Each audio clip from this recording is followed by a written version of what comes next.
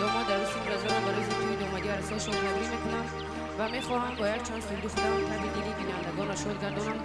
خوش آمده توی این براک شد. مرحمت سوده من برشید قربانی همه شد.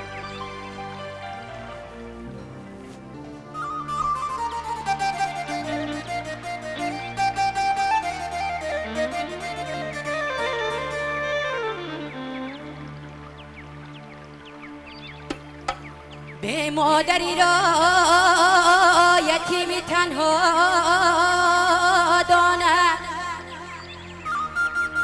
به مادری را طفلی تگی پا داند.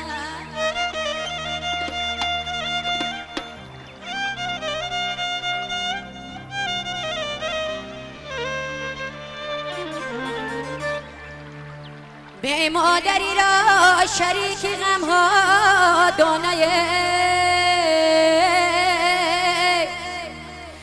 من صدقه پیچه سفیدت مادر.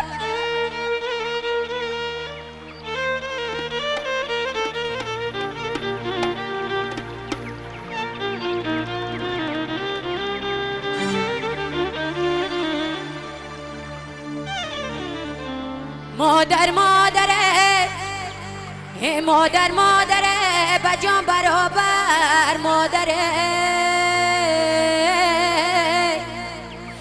دوباره نشود به یک میسر مادر.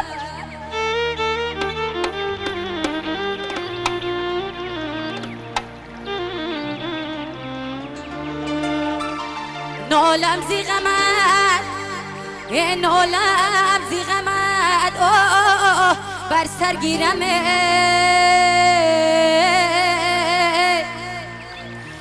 کاش که بمیرم در پیشی پای مادر.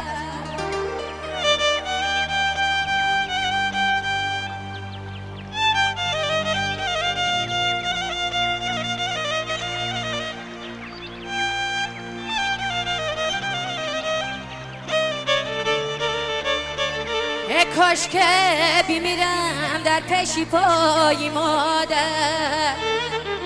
یاره مرحمت سودار بخشیدی برای شما همه یه جای میرسه قربانی همه یه چیز.